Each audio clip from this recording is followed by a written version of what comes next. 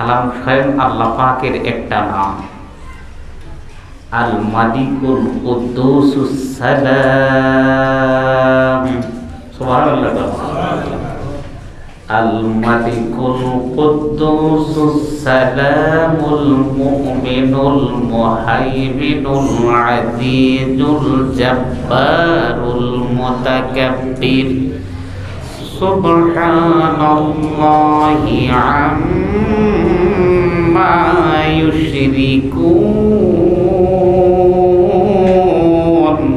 আল্লাহু আকবার। সালাম আল্লাহর একটি নাম। এর শাব্দিক অনেক অর্থ। একদম সহজ অর্থ হলো শান্তি। বলেন সহজ অর্থটা কি? শান্তি। সালামের অনেকগুলি অর্থ, তার মধ্যে একদম সহজ অর্থ হলো শান্তি, নিরাপত্তা, নিরাপদ। এই সালাম শব্দটি বেহেশতি শব্দ।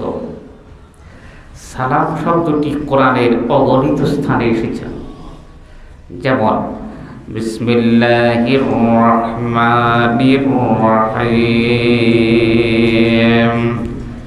সালামুন কওলাম মির রাব্বির রহিম। মহান রবের পক্ষ থেকে সালাম আর সালাম, শান্তি আর শান্তি। প্রত্যেকটা নবীকে আল্লাহ তাআলা খুশি হয়ে সালাম দিয়েছেন। তার মাঝে সর্বপ্রথম যেই নবীকে আল্লাহ সালাম দিয়েছেন আরশে আজিম থেকে, উনি হচ্ছে মুসলিম মিল্লাতের পিতা ইব্রাহিম খলিলুল্লাহ আলাইহিস সালাতু ওয়াস সালাম। আল্লাহ বলেছেন সালামুন আলা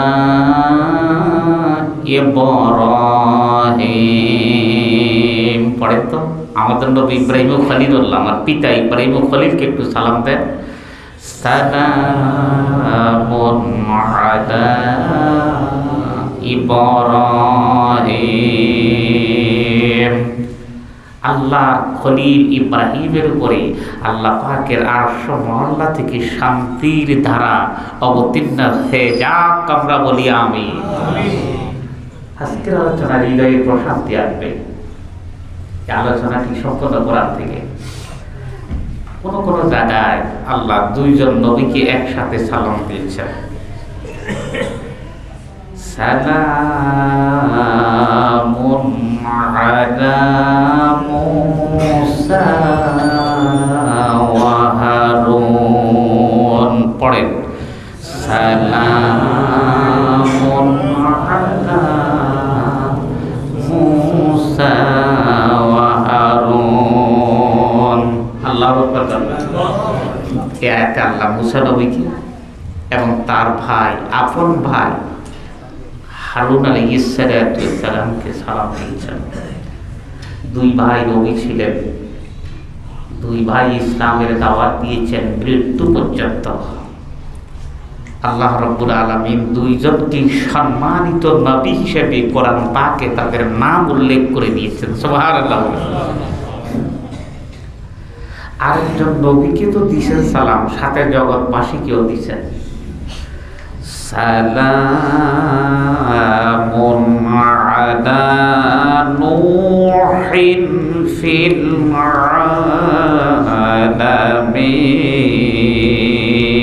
আলামিন। আল্লাহু আকবার।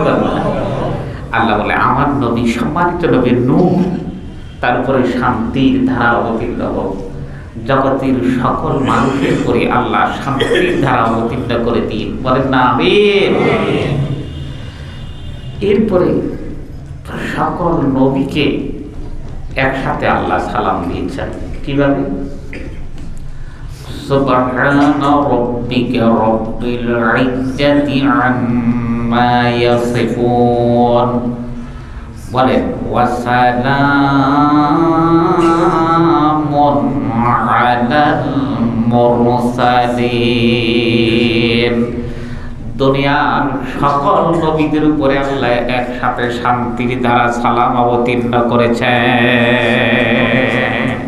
আল্লাহু আকবার। জান্নাতীদের সবচেয়ে বড় পাওয়া হচ্ছে জান্নাতের মানুষদের দিকে তাকিয়ে আল্লাহ তাদেরকে সালাম দিবেন। সুবহানাল্লাহ বলে খুশি হন নাই? কে সালাম দিবেন? আল্লাহ সালাম দিবেন। সালামুন আলাইকুম তিবতুম ফাদখুলুহা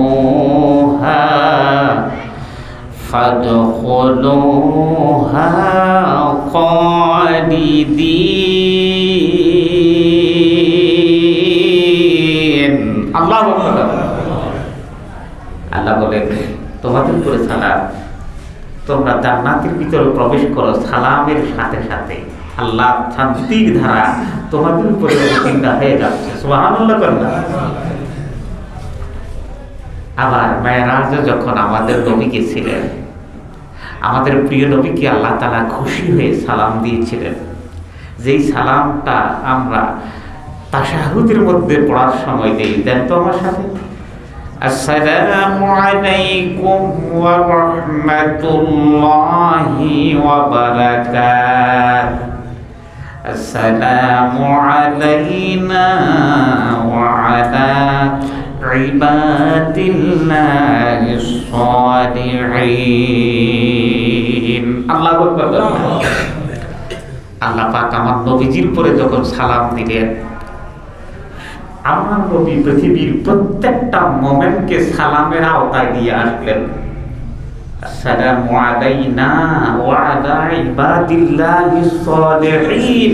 আল্লাহ যত মুমিন, যত নেককার, যত তোমার পরহেজগার বান্দারা পৃথিবীতে আসবে, মাবুদ গো আমি নবীর পক্ষ থেকে তাদেরকে সালাম দিয়ে দিলাম। সুবহানাল্লাহ বলে আল্লাহ যখন আদমকে সৃষ্টি করলেন, এই হাদিস স্বরূপ, লাম্মা খালাকাল্লাহু আদম, আল্লাহ আদম নবীকে তৈয়ার করলেন। তৈয়ার করার পরে বললেন ইযহাব আলা উলাইকা নাফার, ওই দলের কাছে তুমি যাও। আদমকে বললেন আপনি ওই দলের কাছে যাও। আদম আলাইহিস সালামকে আল্লাহ সৃষ্টি করলেন, 70 গজ লম্বা ছিলেন। কেউ বলেন 70 হাত, কেউ বলেন 70 গজ। গজ হইলে 2 হাতে 1 গজ। যদি গজ হিসেবে নেন তিনি 120 হাত লম্বা ছিলেন। সুবহানাল্লাহ বলেন। আর যদি হাত হিসেবে নেন তাহলে 60 হাত লম্বা ছিলেন। উনি ছিলেন আমাদের বাবা আবুল আম্বিয়া, পৃথিবীর প্রথম মানুষ। বলেন না, চিৎকার দিয়ে ওনার নাম আদামু সফিউল্লাহ। বলেন আদামু, কত সুন্দর না। আমাদের বাবাকে আল্লাহ তৈরি করে বলে আপনি ওই দলের কাছে যান। এরা বসা অবস্থায় ফেরেশতাদের একটি দল। তখন আদম আলাইহিস সালাম সেখানে গেলেন। তাদেরকে কি আপনি সালাম দেন? তারা যে উত্তর দেবে এটা আপনার এবং আপনার সন্তানদের সালামের উত্তর। সুবহানাল্লাহ বলেন। আদম আলাইহিস সালাম সেখানে গেলেন। ফাকালা আসসালামু আলাইকুম, গিয়ে সালাম দিলেন। দেখছেন? সুবহানাল্লাহ বলেন। সালামটা স্বয়ং আদম নবী থেকে এসেছে। এতক্ষণ আল্লাহর তরফ থেকে শুনলেন, এখন আদম আলাইহিস সালামের তরফ থেকে শুনতেছেন। তার উত্তর দিল আসসালামু আলাইকা ওয়া রাহমাতুল্লাহি ওয়া বারাকাতুহু। এটা হাদিসের ইবারত। আপনার উপর আল্লাহর সালাম এবং রহমত বরকত অবতীর্ণ হোক। তাহলে বোঝা যায় সালাম আদম আলাইহিস সালাম এবং তার উম্মতকে স্বয়ং শিক্ষা দিয়েছেন আল্লাহ। বলে কে শিক্ষা দিলেন? আল্লাহ শিক্ষা দিয়েছেন। এরপরে মুসলিম মিল্লাতের পিতা ইব্রাহিম খলিলের একটা তাফসীর আসছে সূরা জারিয়াতের ভিতরে। সূরা জারিয়াতে আসছে ইব্রাহিম আলাইহিস সালামের 3টি খাসলত ছিল। ভাই বলেন তো কয়টি? আমি সময় কম পাইব তো আপনারা আমার সাথে একটু সহযোগিতা করেন। একদম শিক্ষণীয়, প্রতিটি কথা হাদিস এবং কোরআন থেকে বের করে দিচ্ছি। 3টি খাসলত ছিল, অভ্যাস ছিল। 1 নম্বর অভ্যাস হলো ইব্রাহিম আলাইহিস সালাম বেশি বেশি সালাম দিতেন। সুবহানাল্লাহ। ইব্রাহিম আলাইহিস সালাম বেশি বেশি কি দিতেন?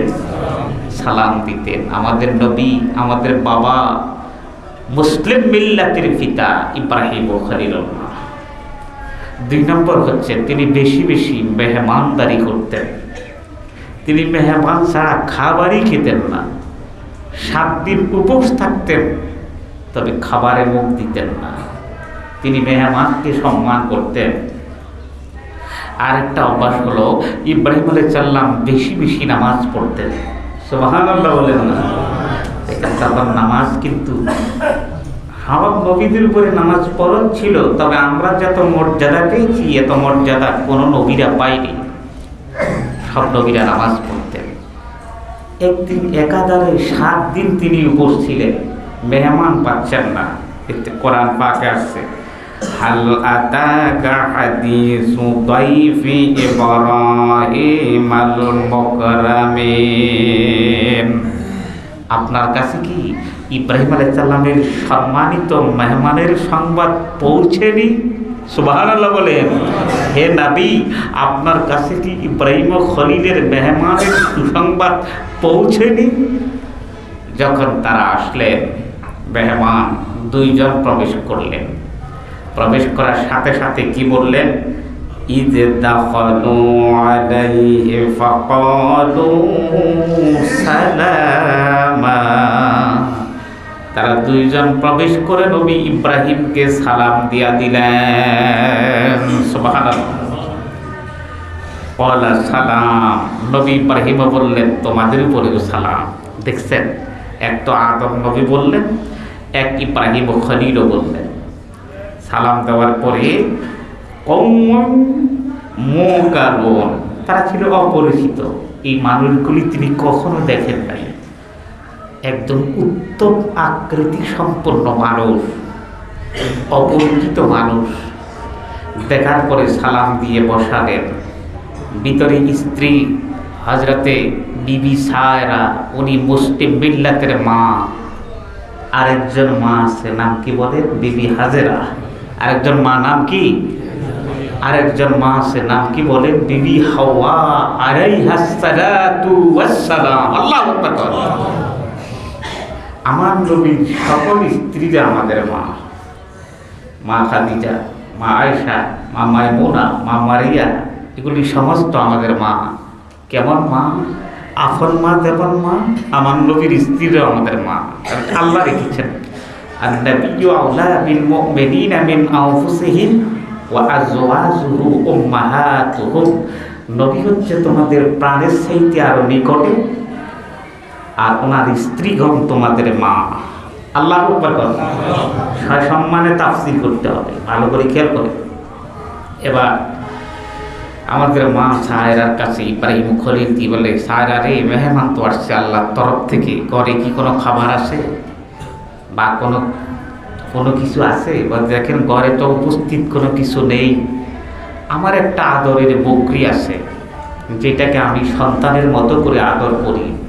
মা সায়রার প্রথমে কোনো সন্তান ছিল না, পরবর্তীতে আল্লাহর তরফ থেকে সন্তান হবে, তিনিও নবীর ঘরে নবী হবে।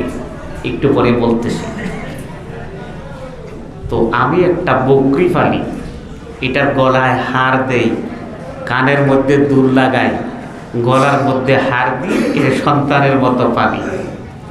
আপনি যদি মনে করেন মেহমানের সম্মানার্থে আমার বকরিটাকে জবাই করে দিবেন, আমি রাজি আছি।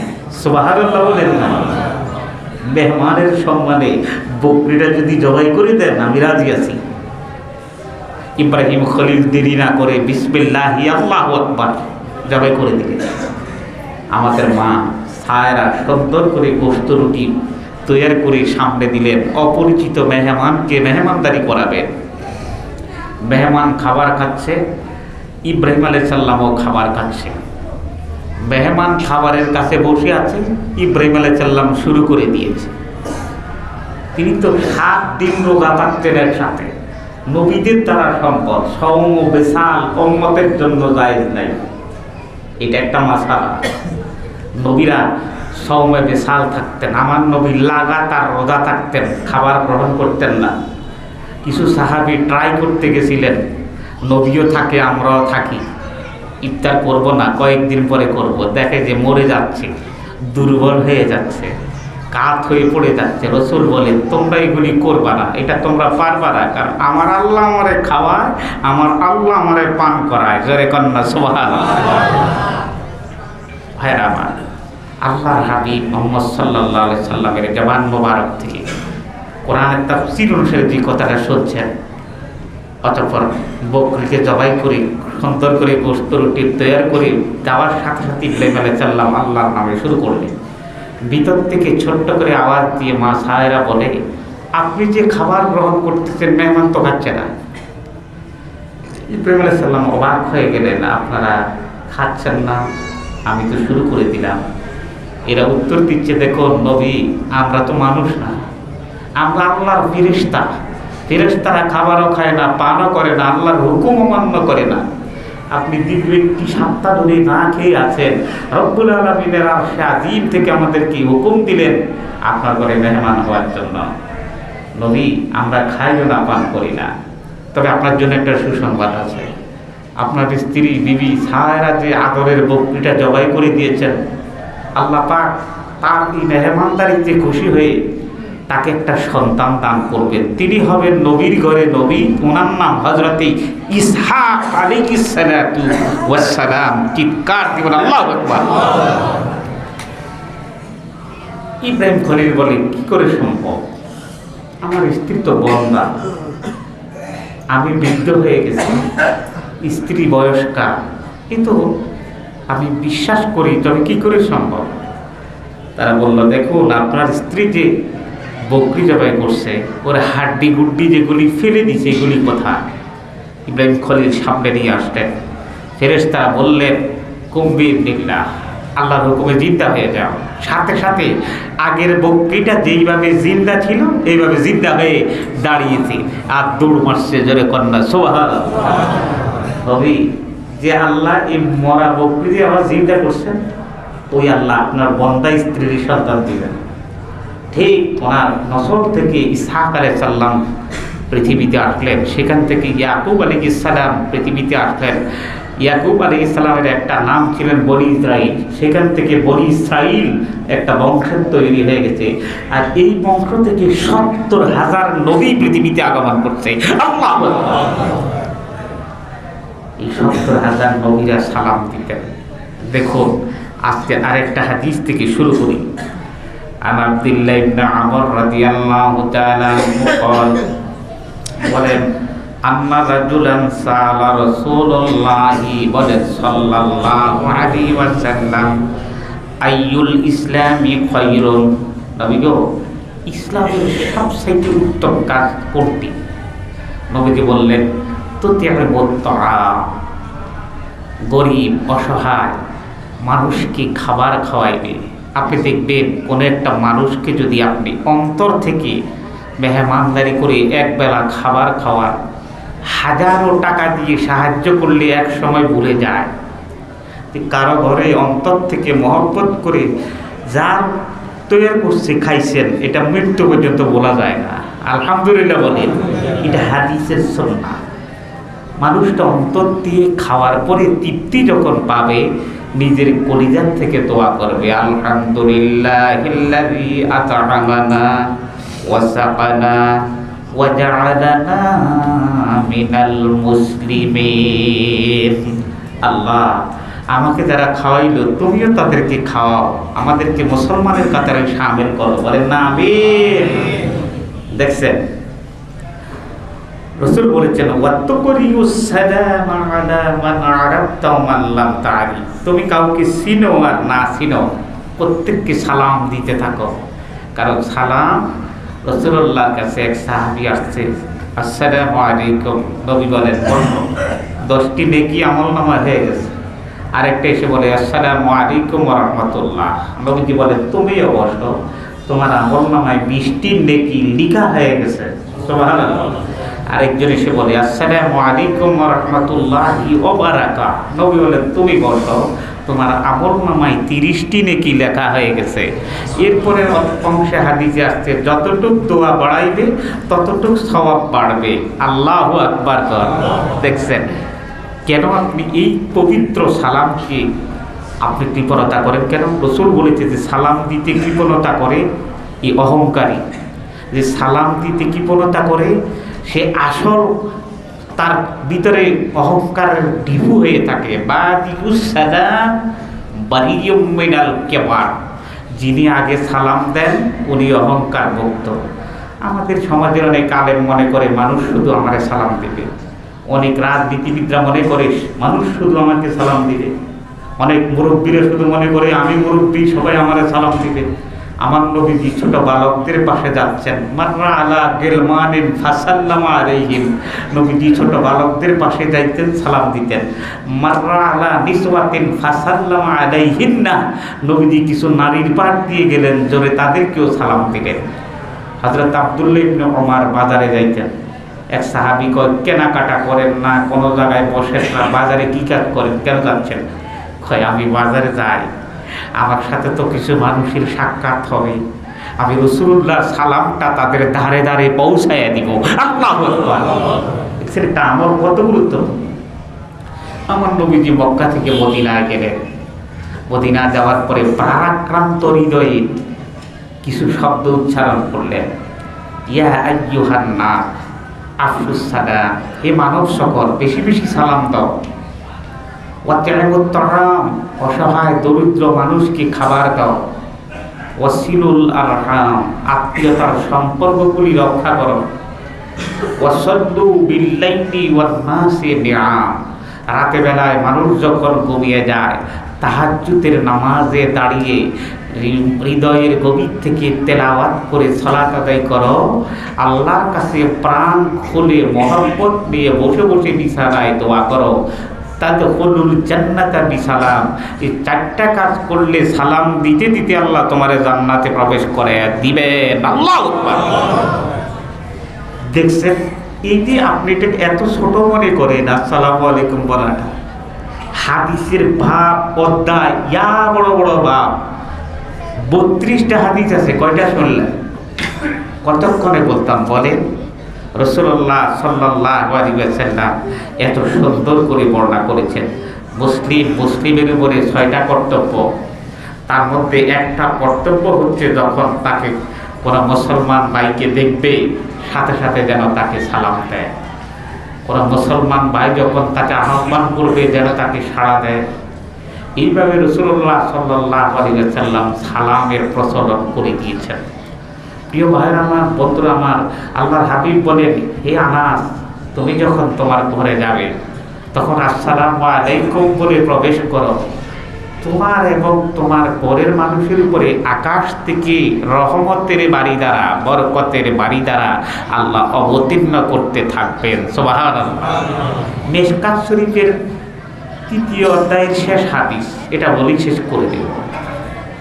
আল্লাহর হাবিব মুহাম্মদ সাল্লাল্লাহু আলাইহি সাল্লামের কাছে একজন সাহাবী আসলেন, হুজুর, আমার বাগানে একটা খেজুর গাছ আছে, ওই খেজুর গাছ থেকে আমার ছোট ছোট শিশুরা খেজুর কুড়িয়ে কুড়িয়ে খায়। আপনি দেখবেন পাকা আম, জাম, ছোট বাচ্চারা কার গাছ কে লাগাইছে এটা জানার বিষয় না, পেয়েছে খেয়ে ফেলছে। এটা নিয়ে ফাতোয়া আছে, রাস্তার আশেপাশে হলে খেয়ে ফেললে অনেকটা মাফের ফাতোয়ায় বলা হয়েছে, ব্যারিকেডের ভিতরে হলে ফাতোয়া ভিন্ন। এরপরে রাসূলুল্লাহর কাছে লোকটা বলে, হুজুর, তবে সমস্যা হচ্ছে গাছটা আমার নয়, গাছটা একটা ইহুদি। আমার সন্তান যখন খেজুর খায় এ মুসলিমকে ধরে গালিগালাজ করে, বাচ্চাদেরকে ধরে গালিগালাজ করে। রাসূলুল্লাহ অনেক কষ্ট পেলেন, কয়েকজন সাহাবীকে পাঠালেন, যাও ইহুদিকে বলো আমি তার খেজুর গাছটা কিনতে চাই। যখন খোঁজটা নিয়ে গেলেন, সে বলল যে দেখুন, আমি আমার গাছটা বিক্রি করব না। রাসূলুল্লাহ বললেন, তাকে বলো যে বেহেশতের 10টা খেজুর গাছের বিনিময়ে সে যেন এই খেজুর গাছটা আমাকে দিয়ে দেয়। এই কথা বলার পরেও সে রাজি হলো না। হযরত ওসমান রাদিয়াল্লাহু তাআলা আনহু দাঁড়িয়ে বলেন, হুজুর, আমি 100টা খেজুর গাছের বিনিময়ে হলেও রাসূলুল্লাহ যে খেজুর গাছের কেনার জন্য ঘোষণা করছে আমি কিনতে চাই। এটা বলার পরেও ইহুদি রাজি হয় নাই, কারণ মুসলিম ধর্মকে অপমান করার জন্য ইহুদি খ্রিস্টানরা বিধর্মীরা চতুর্দিকে আছে, আর মুসলমান আছে মুসলমানের কল্যাণ নেওয়ার জন্য। মুসলমান চলে না।